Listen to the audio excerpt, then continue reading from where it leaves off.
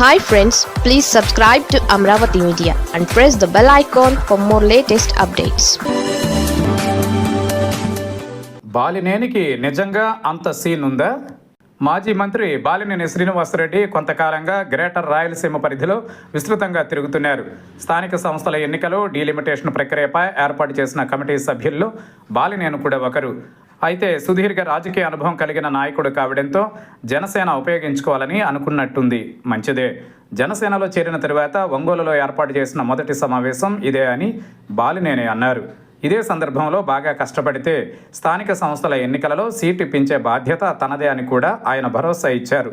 అయితే బాలినేనికి అంత సీన్ ఉందా అనే ప్రశ్న ఎదురవుతోంది. కూటమి ప్రభుత్వం ఏర్పడిన తరువాత కొన్ని రోజులకే ఆయన జనసేనలో చేరారు.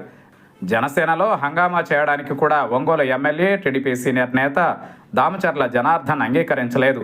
ఆ తర్వాత ఒంగోలులో జనసేన నాయకుడిగా బాలినేని ఫ్లెక్సీలను అభిమానులు పెడితే వాటిని టీడీపీ నాయకులు చించేశారు. తాజాగా ఒంగోలులో నిర్వహించిన జనసేన సమావేశంలో ఆ పార్టీ జిల్లా అధ్యక్షుడు రియాజ్ హాజరు కాలేదు. దీనిని బట్టి బాలినేని విలువ ఏ పార్టీదో అర్థం చేసుకోవచ్చు.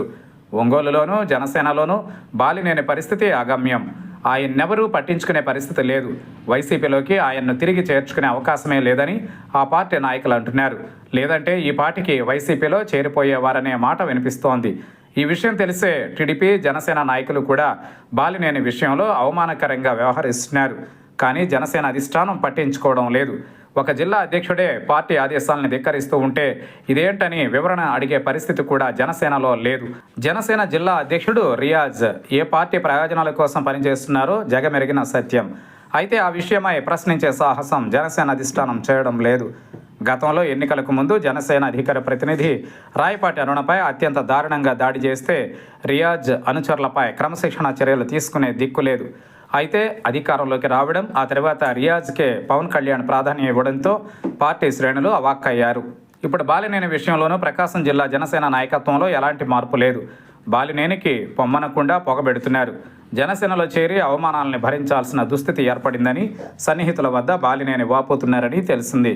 కేవలం సమావేశాల్లో గంభీరంగా బాలినేని మాట్లాడడం తప్ప ఆచరణలో ఆయనకు పార్టీలో అంత సీన్ లేదనే అభిప్రాయం వ్యక్తమవుతోంది. తనకే పార్టీలో విలువ లేని బాలినేని ఇతరుల సీట్ల విషయమై భరోసా ఇవ్వడం హాస్యాస్పదంగా ఉందని జనసేన నాయకులు వెటకరిస్తున్నారు.